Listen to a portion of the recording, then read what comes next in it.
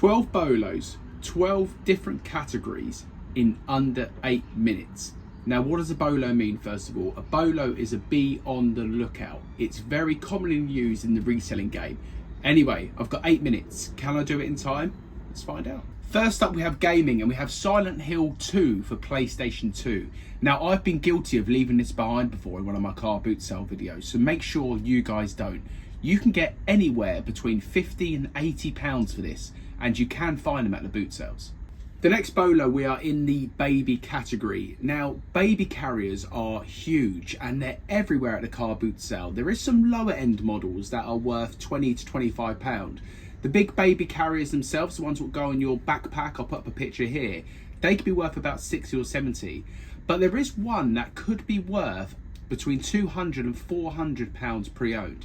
And it's this. It's called the Artie Pop Zeitgeist baby character. I hope I haven't messed up with pronunciations there. But this carrier alone is £200 upwards. Keep your eyes out. People have babies, people use the baby carriers, and then they have no attachment to it, so they sell it at a car boot sale. Health and beauty next. Now, I know at my car boot sales, there's always people walking around asking if there's any perfume, new, used, or even the empty bottles.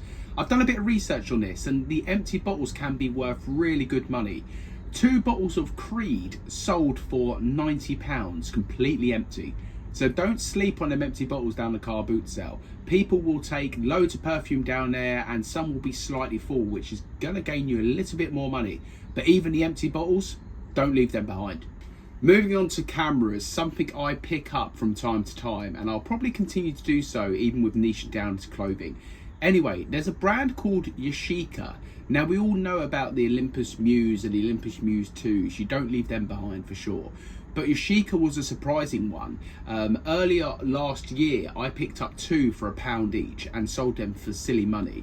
And the Yashica T5 is the one that goes for good money. Here's a sold comp here, £419.95. People chuck out these old 35mm cameras thinking they're no good. We are now on to travel, and for me, travel bags is a huge thing I see at the car boot sale. There is so many suitcases and travel bags and light carry cases.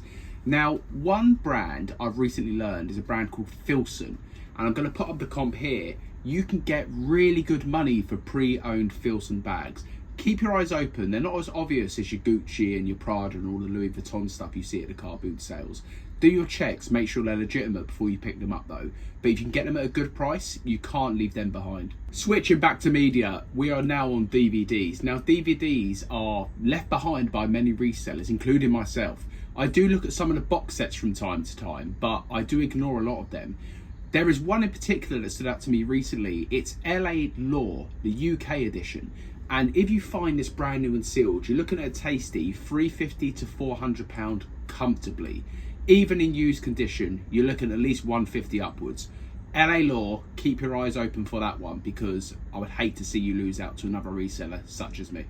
Moving on to sports and leisure now, I want to talk about footballs, especially the footballs used for World Cups, okay? Some of the Adidas footballs, even the more recent ones, go for really silly money. This Adidas World Cup football from 2014 sold for £249.99 pre-owned. If you find one in the box, brand new, you're looking at a good £400 up at least. Keep your eyes open for the footballs, because people use them in the garden, and then when it comes to the next World Cup, they want to get the new World Cup football. They'll take them down to charity shops, take them down the car boot sales. You need to make sure you're not sleeping on the footballs, because other people will be looking for these, and they're really quick to sell, really easy to package in a small box.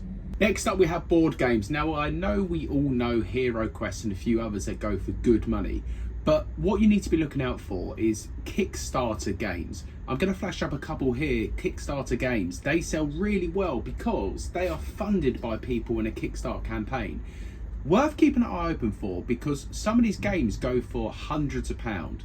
I've seen one in front of my eyes before where someone was asking £80 and it could have sold for £160 quite comfortably.